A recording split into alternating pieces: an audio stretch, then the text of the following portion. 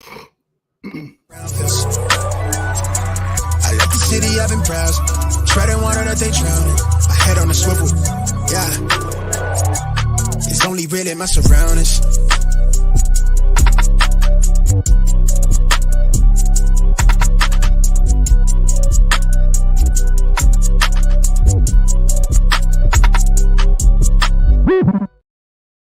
Hello and welcome to episode 197 of the Smash Accept podcast.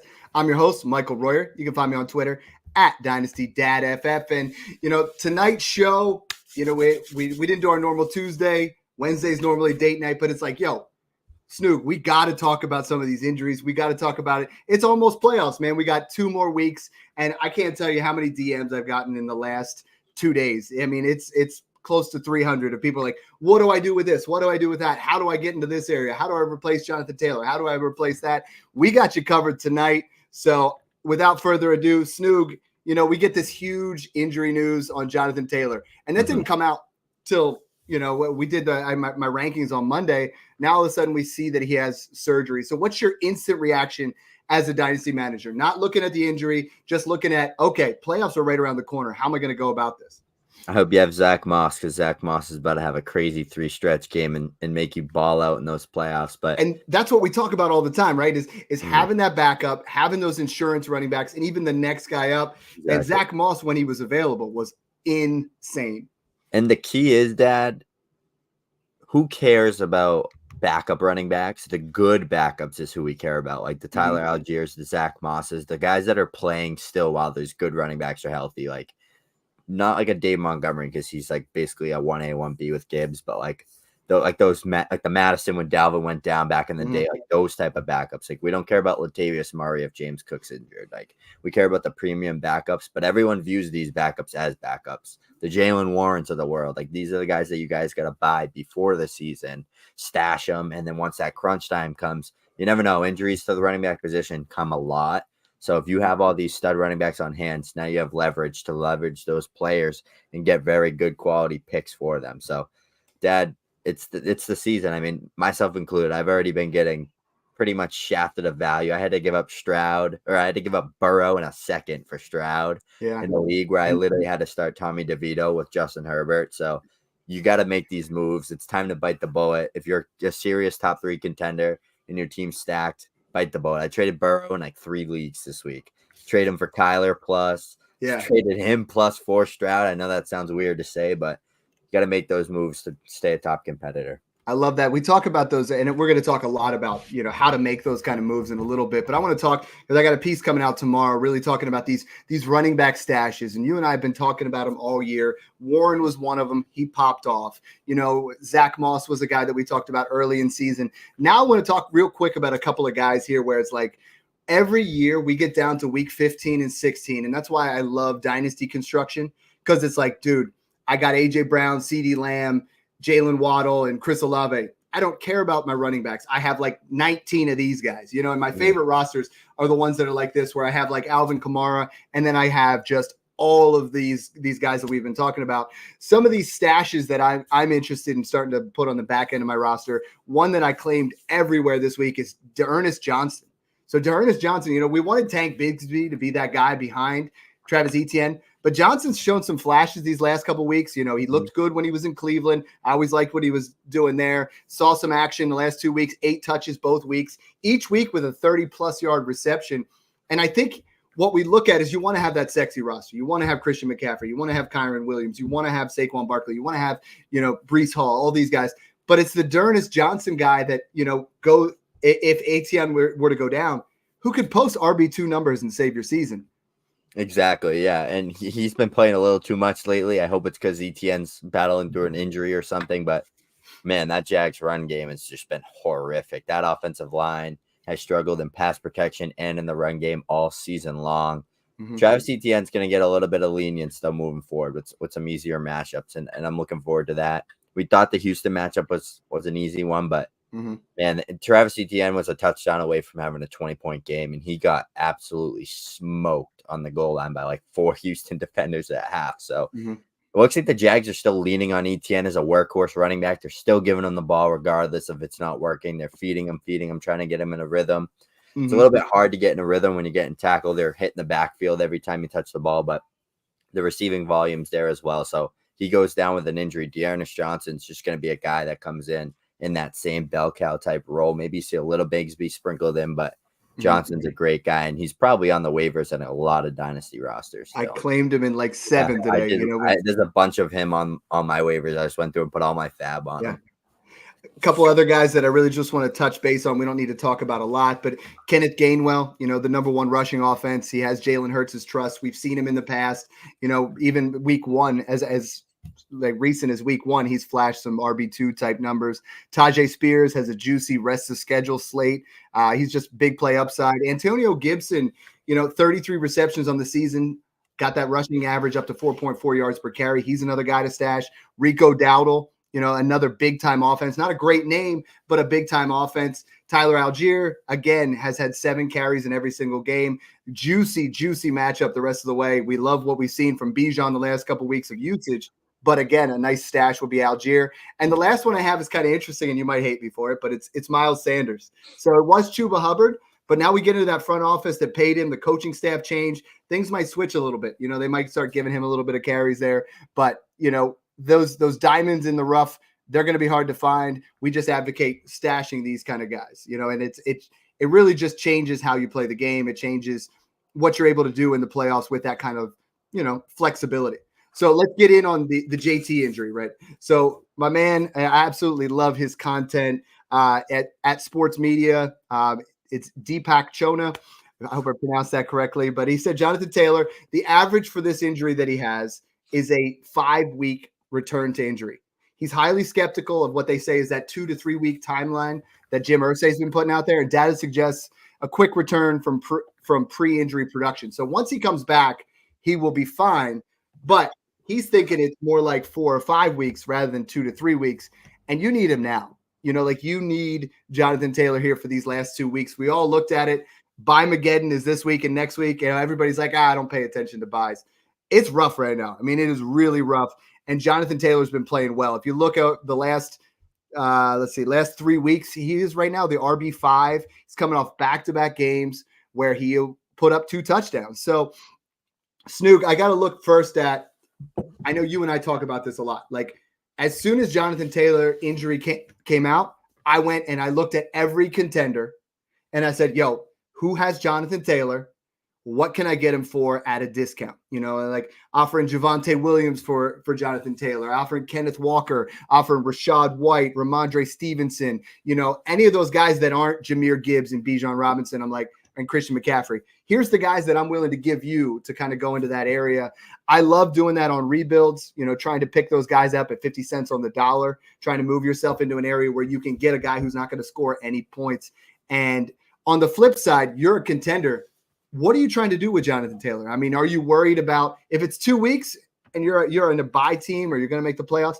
It's not a big deal. If it's 3, okay, you miss him week 1. If it's 4, you miss him week 2 of the playoffs. If it's 5, you don't even have Jonathan Taylor for the rest of the playoffs, so he does you no good. So how do you go about with this news?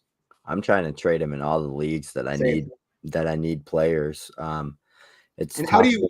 I know that's your mentality and mine because everybody's like, well, I don't want to lose value, right? Like, oh man, Jonathan Taylor's worth at least a late first more than Rashad White. Yeah, but you're not going to get it, right? Like there's a cost of doing business this time of year. The only way that I'll be able to sleep at night trading Jonathan Taylor for less like market value is if I'm getting like an Alvin Kamara or like a high level vet that's going to produce at top 3, top 5 numbers. Mm-hmm.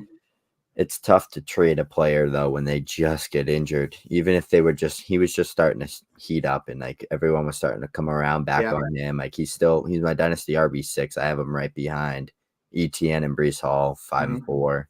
I think he's going to be a great player. He got that contract that we are looking for, but I'm just worried about this injury. And we waited on him all year. We finally started to get 4 to 5, 6 games of like a decent stretch, and now he's gone again. And he's gone for the most important part of the season. Redraft leagues, he busted you. It's that simple. Yeah. Dynasty leagues, I would look to, if you do not get dynasty, at least RB 7, 8-ish value. I would hold him and move out elsewhere. I'd move picks. let's I'd talk move about other some trades. pieces for like a cheap veteran. Yeah, let's spitball on a couple here because I want to talk about, some guys that, a lot of times, I want to look at Rachaad White first right now. Right now, he's RB5 over the last month. Over the last 6 games, he's RB1. You look at a guy like him now, obviously not the same talent as Jonathan Taylor, but if I come to you right now, you have Jonathan Taylor and you want to win Rachaad White and a 24-second or Jonathan Taylor. I'd keep JT. I just think he's way, way, way safer and way better of a player. Even though I love Rachaad White, he was such a good value.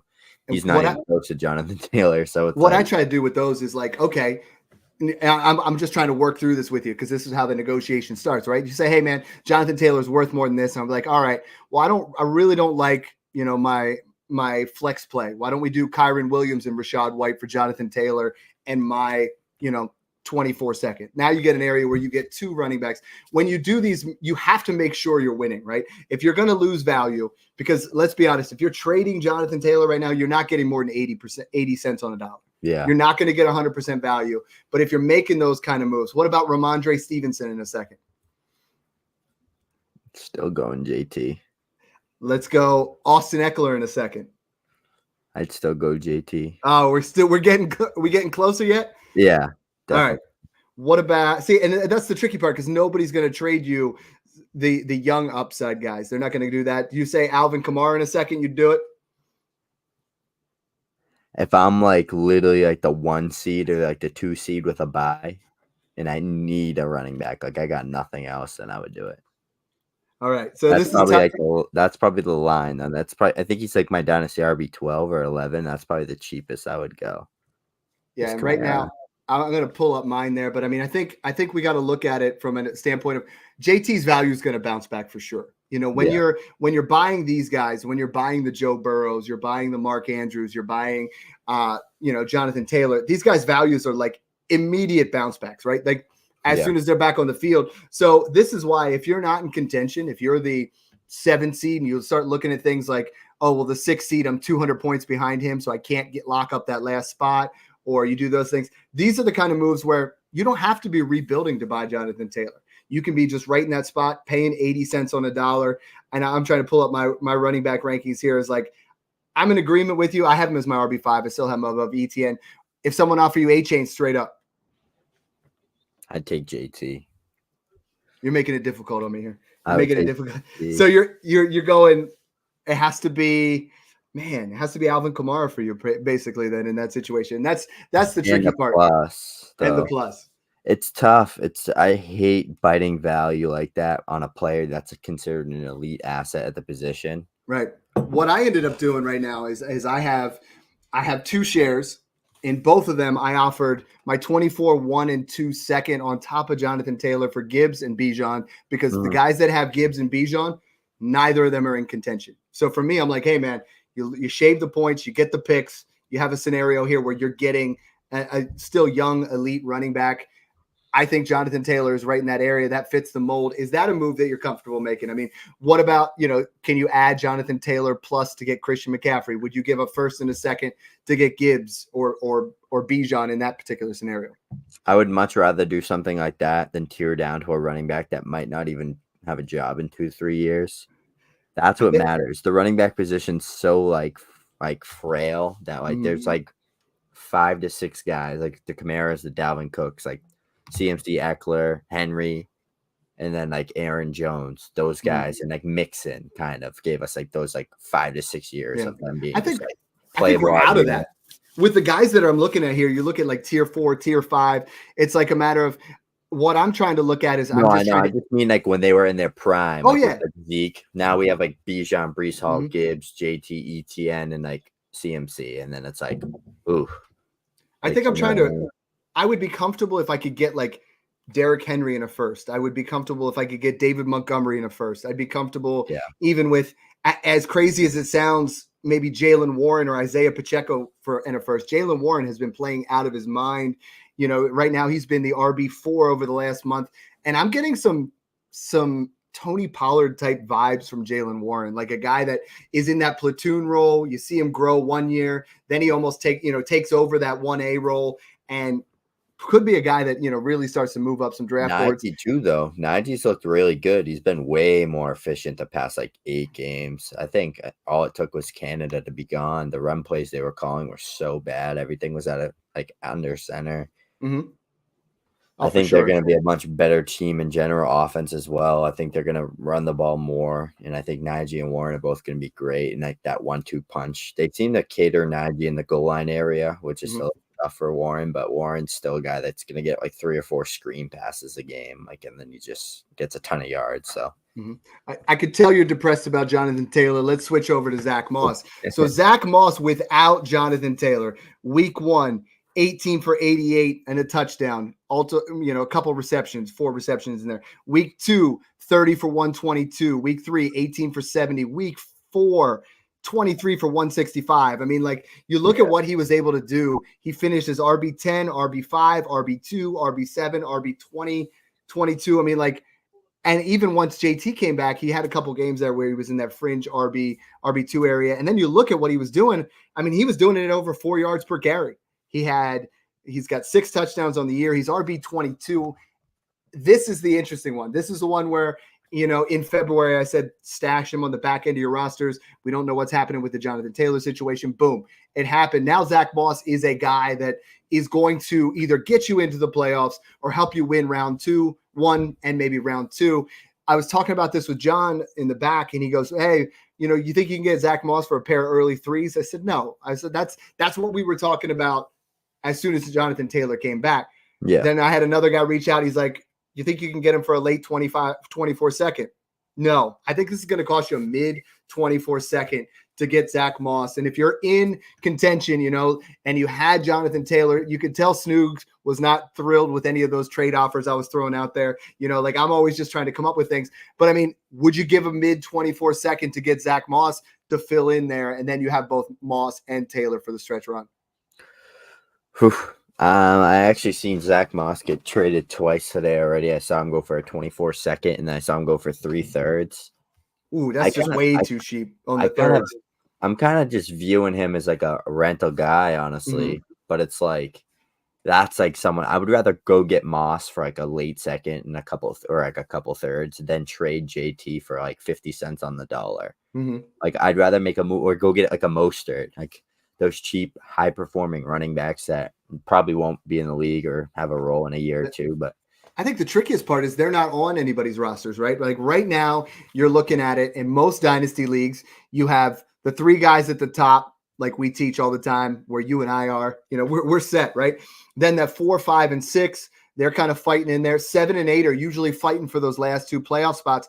This time of year becomes difficult because you can really only look at the 9, 10, 11, and 12 and be like, what can I get off those rosters? They have leverage now. Now they don't want to sell you anyone because they're trying to push for the ship. So you got to find those contenders that are those rebuilders that just got the 4, 5 last spot, 4th and 5th. The trickiest part with those guys right now is they're all collapsing for Caleb, right? So you look at those rosters right now, and the 11 and 12 seeds in all my leagues are some of the worst dynasty rosters I have ever seen in my entire life. It's there's no way that team's going to be relevant for a while. So they don't have Raheem Mostert.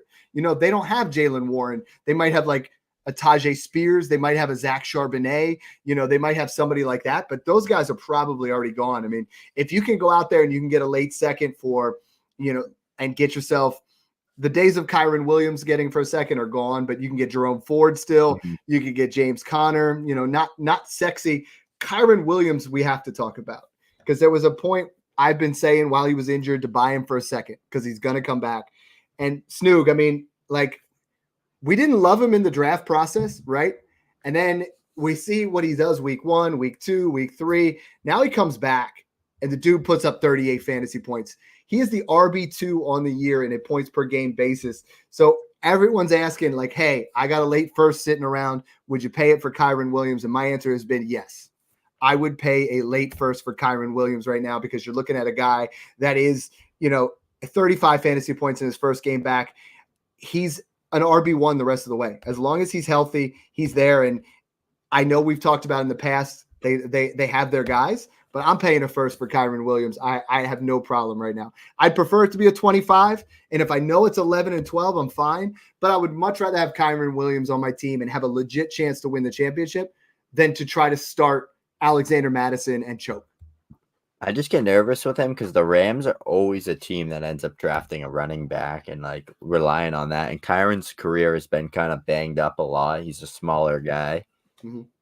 But I mean, damn, that guy's putting up crazy points right now. And I liked him in college. And then like once he ran the 40 time, I was like, all right, I want nothing to do with this guy. Everyone kind of faded him, but I had a ton of shares of him. And I ended up like, I think I had like 8 or 9 shares going into this season. Like I have a screenshot of like my roster planet, like my dynasty planet roster ship.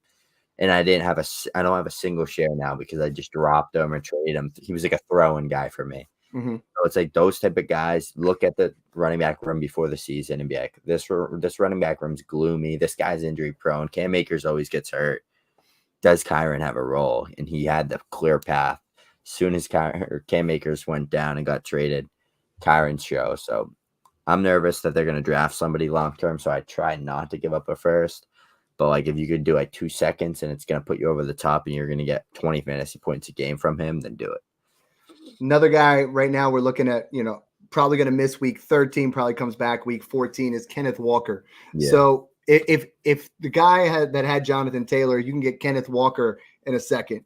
How are we looking on that? I'd be good with that. You'd be good with that. That's kind of that area. I think he's back. That's the line I draw, though. I think he's my RB probably 7 or 8. I bounce back and forth between him and Achane. Mm-hmm. I mean, they're both wicked injury prone somehow, but they're both great players. So what I've been doing is trying to tell everybody this is your last week to trade Charbonnet at a premium.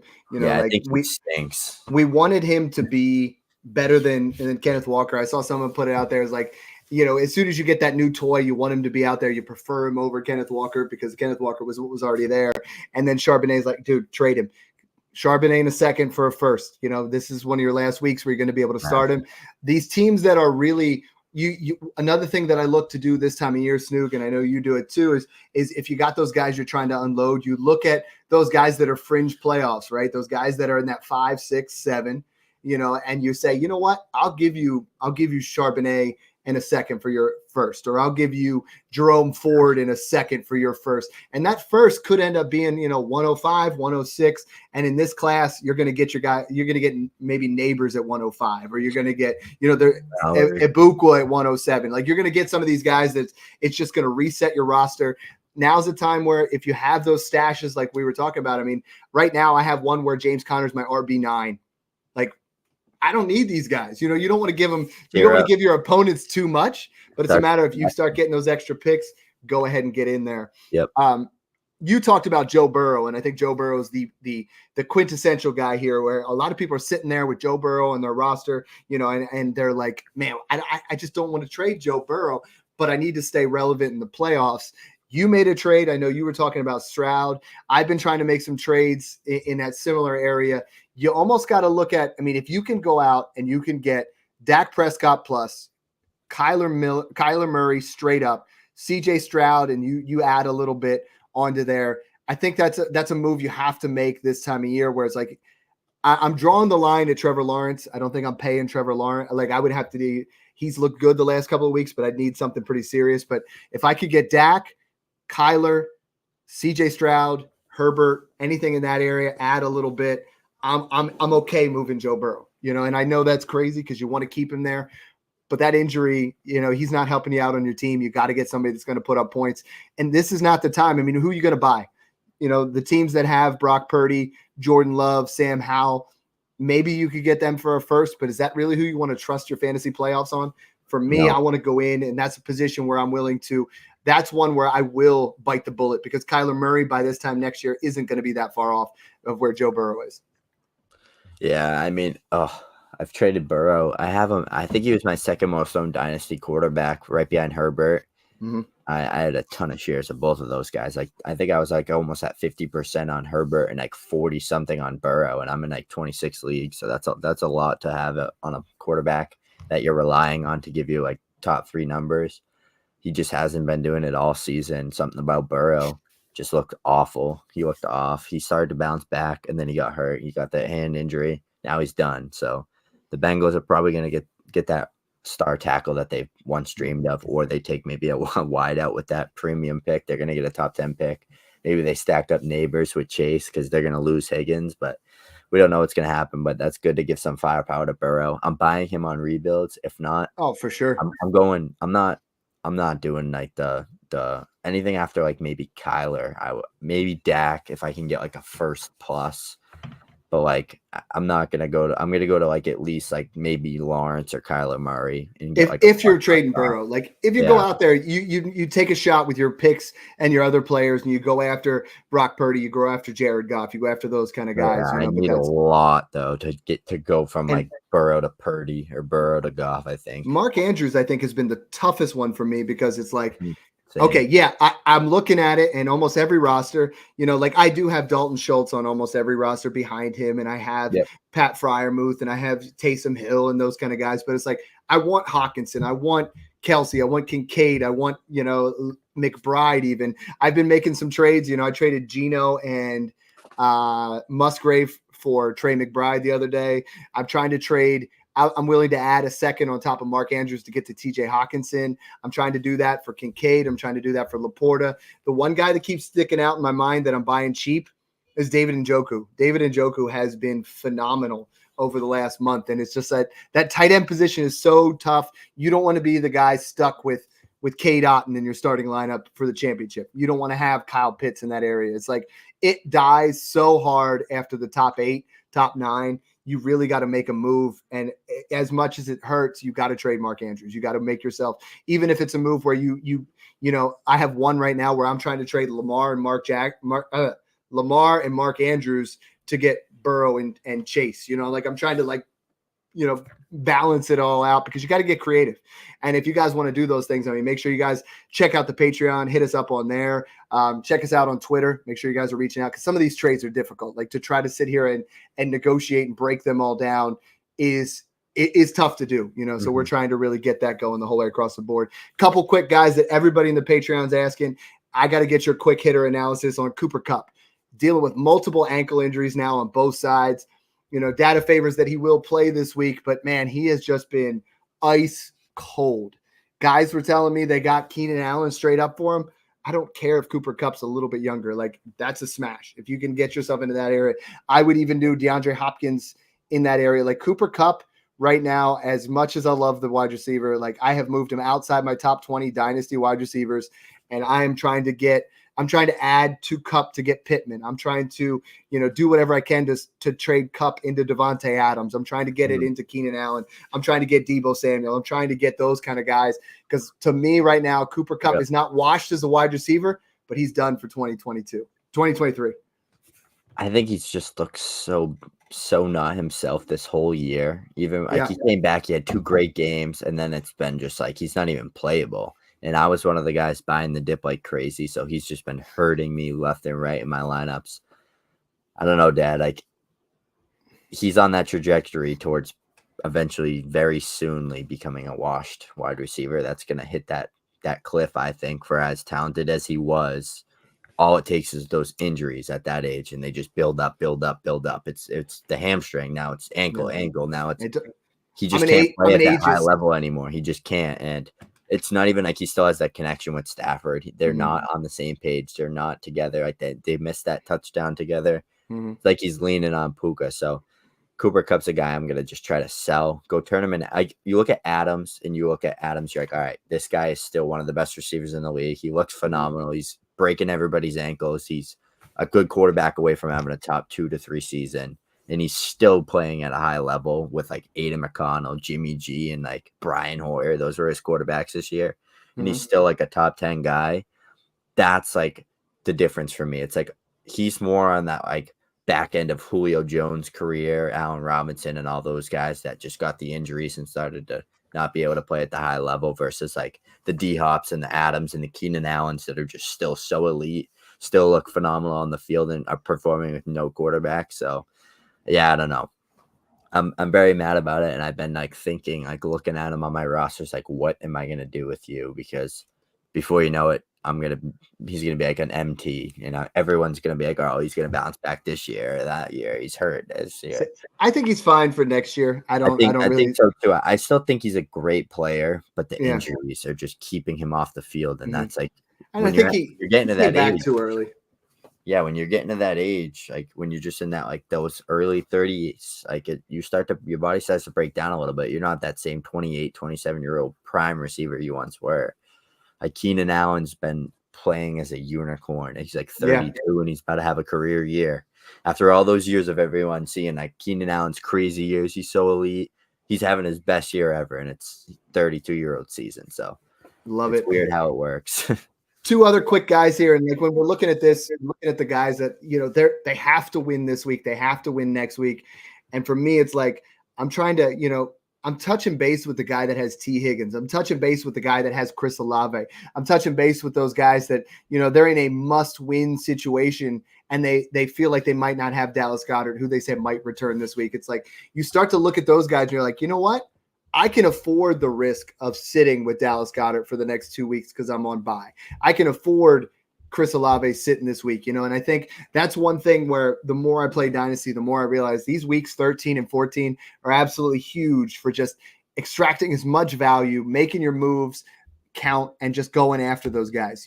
We always talk about cashing in on those guys in startups, getting their 24 first, getting their 25 first. Now it's the same thing. Like these teams that think they can still win, they're willing to give you Chris Olave for someone that's, maybe you can go out and you can trade them Jordan Addison for Chris Olave, and maybe you throw a little bit their way. Or Jordan Addison's a bad example because he's on bye, but a DK Metcalf type where he's been struggling, but you get a guy in that roster, a Nico Collins, a Christian Kirk plus type of deal where you're like, yo, you really need to win this week. This is what I'm willing to give you, So I know you make a lot of those kind of moves. I do as well. We just wanted to kind of share some of that with you guys. Any parting shots here on, what you're looking to do week 13 and 14? Because it's a tricky game. You and I both do it a lot where every single week we're like, I want to look at every single roster. I spent about 2 hours today going through all of them. And it's like, all right, this guy. And the tricky part, the part that's maddening to me is people don't understand when they're not going to make the playoffs. There's one guy, he has Kelsey, Kamara, Keenan Allen. And I'm like, hey, man, I was like, I got X, Y, and Z. I got the picks. He goes, no, I'm going to keep him for next year. And I'm like, man, like you just want to shake him a little bit. And you're like, no, that's not the way to play Dynasty. Trade him to me. That way I can win. Yep, exactly. Yeah, I mean, just like you said, Dad, now's the time. You should know by now if you're in playoffs or not. If you're on the verge and you need to get in that playoff spot, start making moves. Don't bite on them and hold on to value. Don't hold on the prize. It's okay to lose a trade a little bit to get the guy you need that's going to put you over the top. I've made like 10 trades in the past 2 days, and probably 50% of them aren't a trade I would have made mid-season. But now it's time where I have teams that are first and second seeds, lost Jonathan Taylor, lost Joe Burrow, and now I need to get on my horse and make moves fast to stay that top competitor and get players that are going to produce at a high level. Keenan Allen's a great option because if there's a team that's not making the playoffs right now, or even like an Alvin Kamara, if there's a guy that's not making playoffs, like there's a good chance neither of those players, like maybe they lose a ton of value again going into the offseason. So try to use that and try to use what and negotiate back and forth with them, and don't be afraid to give up a little more than normally for those type of players to put you at that top competitor that you once were. I love it. Make sure you guys hit us up on Twitter. Hit us up. Check out the Patreon. Right now, we got a preview up there on the site. So it's www.patreon.com/SmashAccept. Check it out. It's the shell to get into all the content that we've been putting out there. Give you all of our sit starts. Give you everything that we've been going over, and really put you in position for these last couple of weeks. Yep. If you have tons of trades, I mean, this week has been nuts because people are like, "Here's my whole team. Let's break it down." We have things. Different tiers set up where like literally if you want to start the rebuild process, if you want to go all in, we'll break it down for you. So check it out. Thanks again for tuning in and enjoy the process.